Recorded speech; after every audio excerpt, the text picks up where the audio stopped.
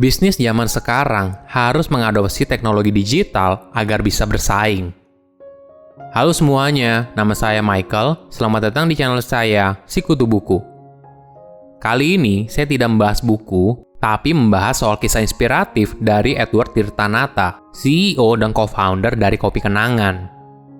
Sebelum kita mulai, buat kalian yang mau support channel ini agar terus berkarya, caranya gampang banget. Kalian cukup klik subscribe dan nyalakan loncengnya. Dukungan kalian membantu banget supaya kita bisa rutin posting dan bersama-sama belajar di channel ini.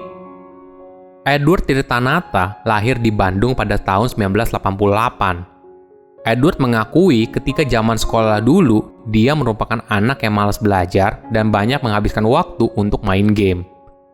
Namun ada titik balik ketika Edward kuliah di Amerika Serikat.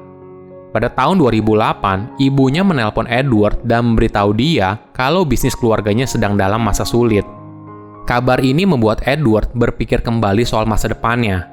Sebagai informasi, keluarga Edward merupakan pengusaha batu bara dan saat itu harga batu bara sedang jatuh.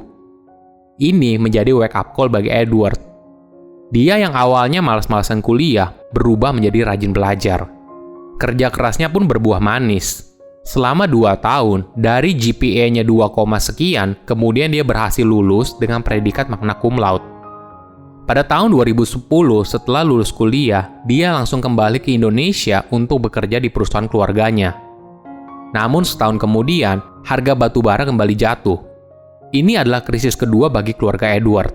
Bahkan saat itu, ayahnya terpaksa harus menjual rumah dan kantornya karena harus membayar hutang ke bank. Kejadian ini sangat membekas dalam benak Edward. Dia lalu bertekad, apabila ingin bisnis ke depannya, dia tidak ingin berbisnis produk yang harganya ditentukan oleh pasar. Hal inilah yang membuat Edward memutuskan untuk masuk ke bisnis consumer goods. Pada tahun 2015, Edward membuka Lewis & Carroll, sebuah kafe yang menyajikan berbagai jenis teh dari bahan berkualitas. Ide ini muncul karena banyak kafe saat itu fokus menjual kopi. Sebagai diferensiasi, Edward membuka kafe yang fokus menjual teh. Namun, ketika bisnisnya mau di-scale up ke kota lain, dia mengalami kesulitan karena peminat teh dengan konsep cukup premium sulit diterima. Dari situ, Edward mulai berpikir keras dan akhirnya menciptakan Kopi Kenangan bersama partnernya, outlet yang menjual kopi dengan harga terjangkau. Ide awal dalam membuat Kopi Kenangan berasal dari kebiasaan Edward yang memang rutin mengkonsumsi kopi setiap hari. Dia mengamati, kalau misalnya konsumen membeli kopi seharga 40.000 setiap hari, artinya selama sebulan mereka menghabiskan 1,2 juta rupiah. Ini setara dengan hampir setengah dari upah minimum yang ada di Jakarta pada masa itu. Tentu saja dengan harga yang cukup tinggi, tidak mungkin konsumen minum kopi tersebut setiap hari, padahal kebutuhan orang untuk minum kopi sudah menjadi rutinitas.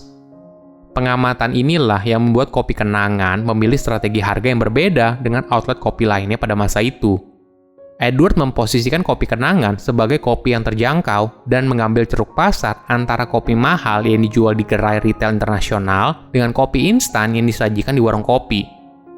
Walaupun mengambil strategi harga terjangkau, Edward tidak menurunkan kualitasnya. Dia malah membuat kualitas yang sama dengan gerai kopi mahal, tapi menjualnya dengan harga yang terjangkau. Sebagai contoh, pada masa itu, kalau menjual kopi murah, pasti susu yang digunakan juga murah. Namun Kopi Kenangan mengambil strategi yang berbeda. Dia malah menggunakan susu yang sama seperti yang dipakai oleh gerai kopi mahal. Bahkan, merek susunya itu sengaja dipajang untuk menarik pelanggan. Strategi ini dia ambil karena dalam bisnis, sejatinya kamu harus memilih dari 2 hal. Pertama, jumlah penjualan banyak tapi margin keuntungan tipis, atau yang kedua, jumlah penjualan sedikit tapi margin keuntungannya besar. Edward memilih strategi yang pertama. Kemudian pada tahun 2017, gerai Kopi Kenangan dibuka pertama kali di sebuah gedung di daerah Kuningan, Jakarta Selatan. Bermodalkan 150 juta rupiah hasil patungan dengan rekannya, gerai Edward saat itu harus bersaing dengan 3 gerai kopi lainnya yang sudah lebih dulu ada di gedung tersebut. Walaupun begitu, strategi Kopi Kenangan yang berbeda ternyata membuahkan hasil. Di hari pertamanya, Kopi Kenangan berhasil menjual 700 gelas dan dalam waktu 3 bulan, Edward sudah berhasil balik modal. Dari situ, kopi kenangan terus bertumbuh, hingga akhirnya sekarang sudah memiliki lebih dari 300 gerai dan menjual jutaan cangkir kenangan setiap bulannya.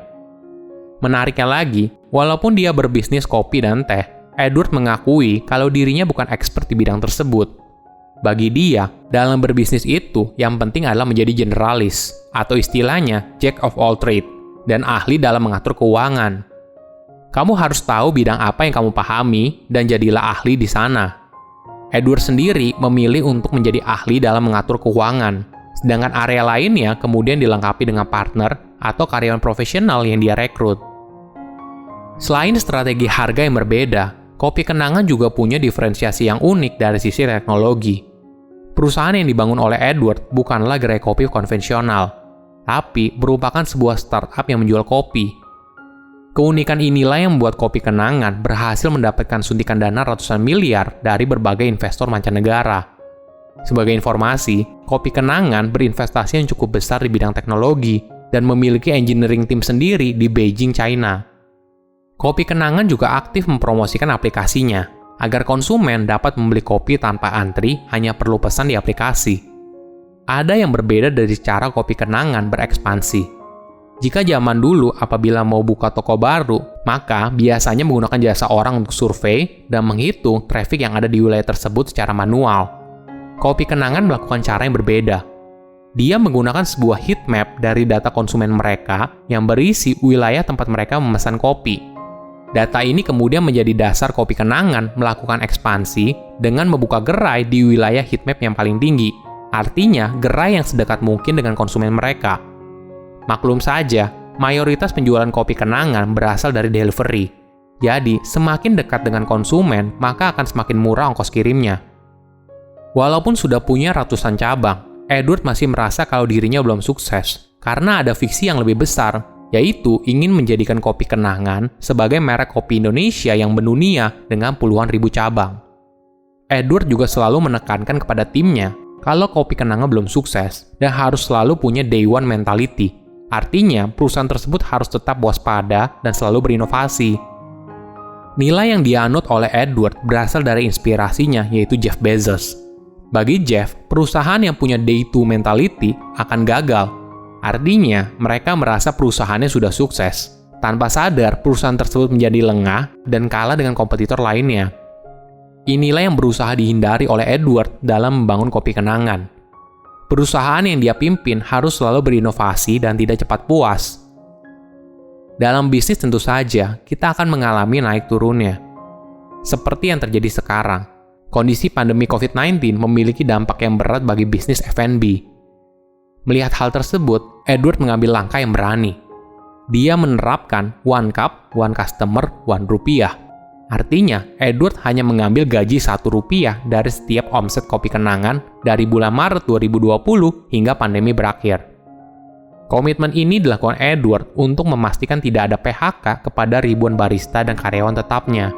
Bagi dia, pelanggan dan karyawan merupakan dua prioritas utama yang mendukung keberhasilan kopi kenangan hingga sekarang.